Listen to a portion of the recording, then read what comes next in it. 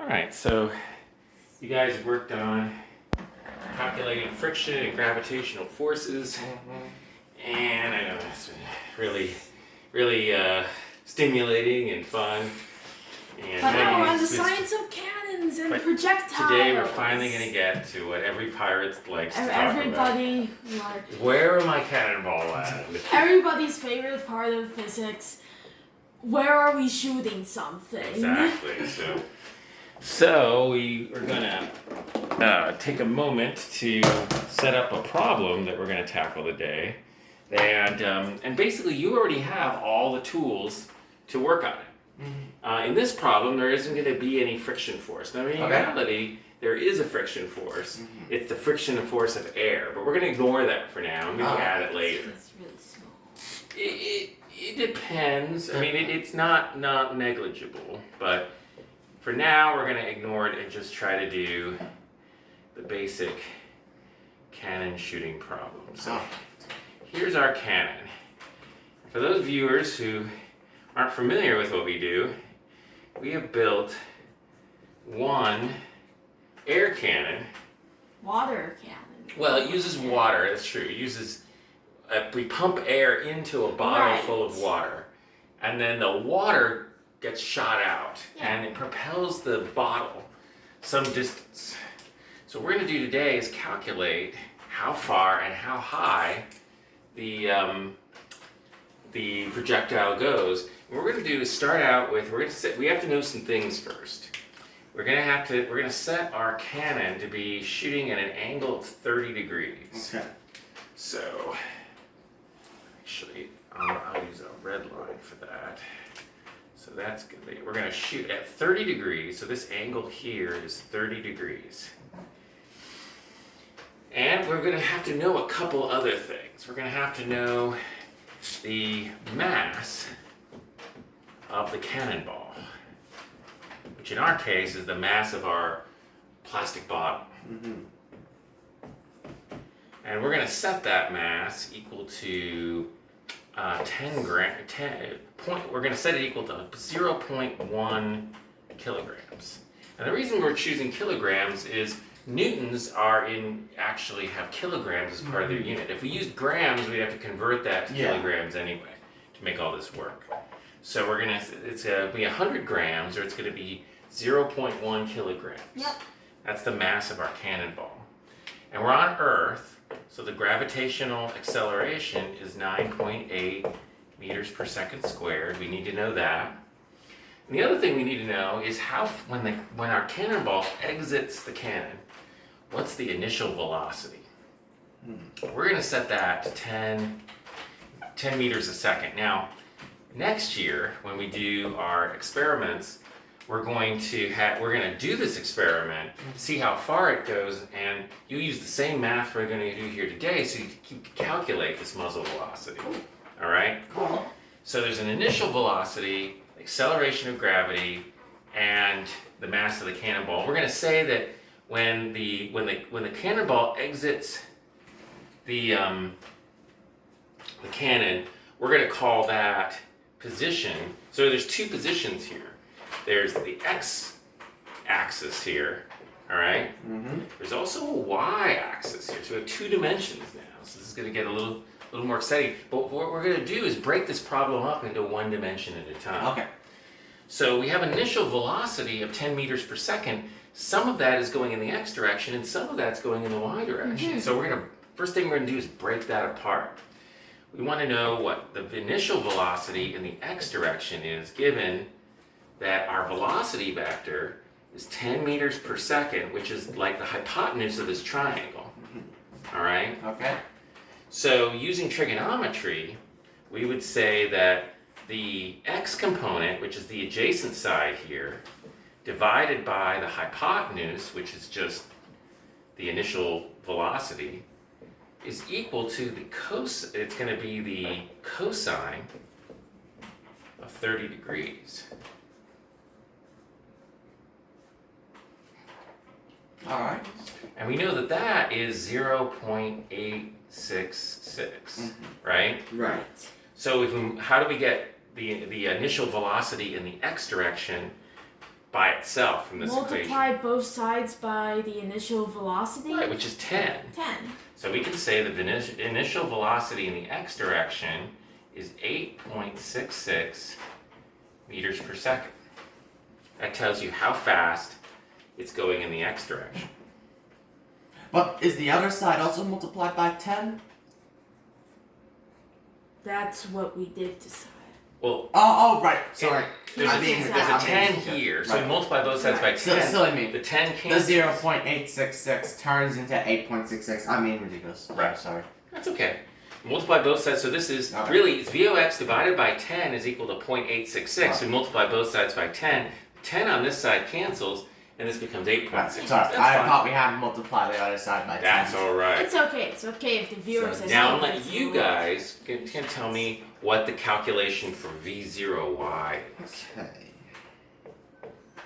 So, It would be V0y over V0 Mm-hmm. equals sine Sine of 30 30 degrees.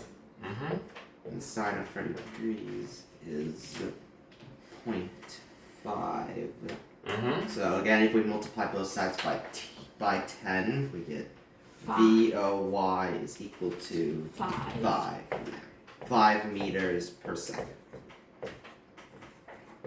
Alright, so we're going to write these things down over here. We're going to say VOY is equal to 5 meters per second, And VOX equals 8.666 meters per It second. makes sense. It's going more in Yeah, it's going more. it's if more it- going more in this direction than this direction. Yeah, if we were going at 45 degrees, they'd be equal. Yeah. They'd be equal amounts. But it's 30 degrees, so it's more in the x direction than the y direction. Now, we said there's no friction forces. Right. So, if you're just thinking about going in the x direction, what is anything going to stop the cannonball from going in the x direction? Oh, Is no. there any force acting on it?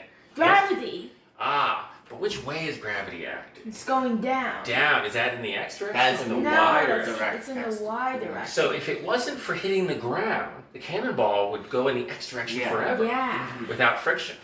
But in the y direction, it won't go forever. What will happen to it? If you think about what's happening in y, it's initially going up at 5 meters per second. But what's going to happen when gravity acts on it? It'll start going down Down. 5 meters per. Well, actually, not 5 meters per second. It'll start going down 9. Well, no, 9.8 meters per second squared. That's an acceleration. That's Right, not a that's an velocity. So the velocity will change. It'll start at 5 and it'll get slower and slower Right. until it hits the ground. Mm-hmm. All right? And its velocity in y will go from positive to negative. Right. Because for a while it will go up. As long as its y velocity is up, even if its acceleration is down, as long as its y velocity is up, it will continue to go up. So what we want to do is calculate, to figure out how far it goes, we need to figure out how long it stays in the air. Yeah. Which means we need to, so we're going to go back to the calculation for position.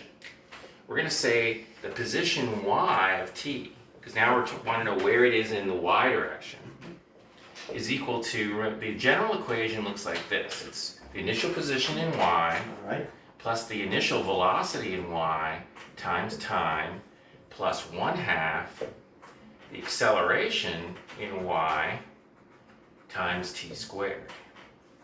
This is the equation, we did this equation before in the x Yeah. direction. Now I've converted it for the y direction. Everywhere where I had an x, I just put in a y. Alright. So, first off, how can we simplify this equation? Well, let's see. We know what VOY is. Right, we know that this is 5. Mhm. So we can put in a 5 here. 5. We know the acceleration in the y direction. Mhm. We actually know it's in the negative direction. Right. Right? It's in the opposite direction of the Right. velocity. So 1/2 times 9.8 is minus 4.9. What about y0? What did we say about the position here at the end of the barrel? So We said that's going to be the center of our coordinate system. That's going to be the 0 position. 0. It's So if we're just going to call that 0. and 0 times. Well, it's not times anything. Right. It's added. No, it's added. So this is our equation for the y position as a function of time. Right. So we want to know at what time the cannonball lands. Because if we knew how long it flies, we can then go back and do this in the x direction and calculate how far it goes. Right. All right? Okay. So how do we do this? Well, if we remember that this y of t is its y position. Right. So it starts out at time 0, it's 0. Well, that doesn't tell us how long it flies. That's when it starts. Right. There's going to be some time from which y of t is 0 again. All right? Okay. So what we want to do is set 0 equal to 5t minus 4.9 t squared and solve for time. Okay. You add 4.9 times both sides. Well, if we do that, then we have to divide both sides by 5. Well, you can do. You want to add 4.9 to both Yeah. sides? 4.9 t squared to both sides? Yeah. Okay, so we get 4.9 t squared is equal to 5t. Now what do you do to get t by itself? 5t. You'd have to divide by 5t. Okay, let's do that. Divide both sides by 5t, we get 4.9. No, you divide both sides. Just hold on, let's do what he says. And what happens when you get t squared divided by t? One of the t's and the t squared cancel out, so you're left with t. Oh, we divide it, so there's a 1 over here. Yeah. So you get 4.9 over 5t is equal, times t is equal to 1. And divided by 5. Last, we're left with 0.9.98 t. Yeah, t is equal to 0.98 seconds. That's the amount of time the cannonball stays in the air. Not very long, huh? No, not very long at all. Well, remember when we shoot these cannons, Yeah, you they blink. fall. But you blink and they fall. Yep. Also, we may not have the muzzle velocity. We may have not a lot of things right in this problem. The initial velocity may be a lot more than 10 Yeah. meters per second when it comes out of the cannon. The mass might be less than 100 kilograms. We're just throwing some numbers up there just to learn how to do the calculation. When we do this as an experiment, we're going to measure the weight of the bottle, and we're going to what else would we let's see? Measure the weight of the bottle, and yeah, we won't know the velocity, but we can measure. We measure the distance it goes and work backward to figure out the velocity. Exactly. So you'll be solving a similar problem, but different way. So now we know that the cannonball stays airborne for a second, Okay. Yeah. and then it lands again. Does that mean that why? And that makes sense. We're not shooting it at a big angle. We shot it at a kind of a shallow Yeah. angle, so maybe it just doesn't take very long for it to hit the ground. That's okay. We could do something more interesting if we wanted to and point it up higher and see if it goes further. Yeah. If we wanted to. So now we know it goes 0.98 seconds. Now it's time to work in the x direction. This will help us figure out how far it goes. So let's go back to that equation. X of t Okay. equals the initial position, x0, plus x plus vx,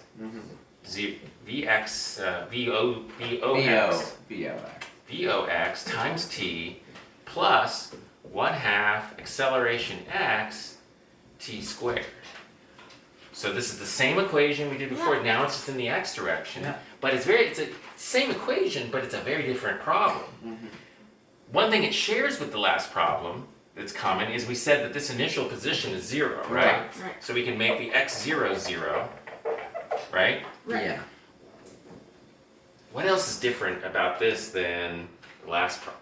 Initial velocity is 8.66. It's 8.66 meters per second times time, so that's going to be our x of t. What about the acceleration in the x direction? We said it was. Wait, no, the initial velocity is 8.66. What about the acceleration? What forces? Remember, accelerations are all about force. What forces are acting in the x direction here? Is gravity working in the x direction? No. We're ignoring friction. Is there any forces? No. So there can't be any acceleration. So there's 0. Yep. So this is the equation. Oh, sweet. Oh. So now you just plug in the time of 0.98 seconds, and that tells you how far it goes when it hits the ground. Okay. So what is that? That is. Give me a moment. Times 0.98. That is 8.4868. Well, We'll call it 8.5. 8.5, yeah. You know. Meters. This is how far a cannonball flies. Sweet. That's nice. Yep. Pretty good for a bottle. That's really Now, good for a the bottle. harder problem is to figure out how high it went. Yeah. So, how do you expect this thing flies? It does something like this, Yeah, right? it flies So through its the highest point is in the middle of the arc. Halfway. Halfway. What time is halfway through its flight? We divide 0.98 by 2. Yeah. Right? Mm-hmm. So time 1/2 is 0.49 seconds. Yeah. So now we can calculate how high it went. Right. And the way we do that is we go back. So we've already calculated how far it went. X final is 8.5 meters. Now we want y the max height, the highest the cannonball went. Well, we know how much time passed to get to that point. Yeah, Let's go back to that equation in y, which we could have done when we had it there, but that's okay. We know that y of 0.49, we're now interested in where was it at 0.49 seconds. So t is 0.49 seconds. The initial y is 0, so we're not going to write that. The initial velocity is 5 meters per second times the time, which is 0.49 seconds, plus, or then we get a minus 1/2 9.8 times 0.49 squared. And the equation we're writing here is VOY times T plus 1/2 acceleration y times t squared. So this is the equation we're plugging into. Right. Now I put in the numbers. 5 for VO of y, 0.49 for t, and then over here, I put a negative because the acceleration in y is negative. So that's minus 9.8. So it turns this into minus 1/2 times 9.8 times 0.49 squared. So let's do this multiplication first. Okay. What's 5 times 0.49? 5 times 0.49 is 2.45. Okay. And then we're going to subtract from it. This is going to be 0.49 times 0.49 times 0.49. So Okay. 0.49 times 0.49 It's times 0.49. 0.49 0.49. times 0.49 times 0.49. 0.49. Okay. Do you see why it's 3.49s? Big. There's 2 of them here. 2 of them here, and then it's half of And then 9.8. there's, so there's 3 of them. 0.11. Well, if you round up, it's 0.12. All right, so you take 2.45 and subtract 2.33. So it's y max is 2.33 meters. It scales up 2.33 meters. That's where it is at the highest point in its flight, and then it just drops back down from there. Yeah. This is cannonball shooting. Yep, that's as high as it could ever wish to go. It won't go higher than that, not unless we tip the cannon up higher, which is what we'll do for your homework. 45 degrees? Yeah, 45 might go higher with 45, but it might not go as far. Yeah. We'll have to see. Yeah. We'll try some different angles for your homework, okay? All right. So for your homework, I want you to do the same problem all over again, Okay. but do, we'll call theta the angle. Do theta equals 45 degrees, and theta, so this is theta 2, theta 3 will be 60 degrees. So we did 30 degrees together. Mm-hmm. We found that the cannon shot 8.5 meters with a maximum height of 2.33 meters. Now I want you to try both 45 and 60 and see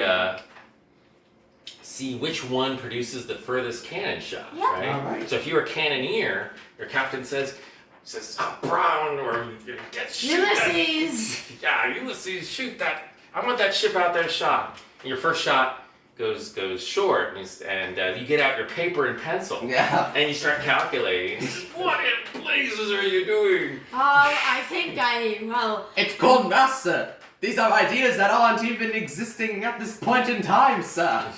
Sorry, sir.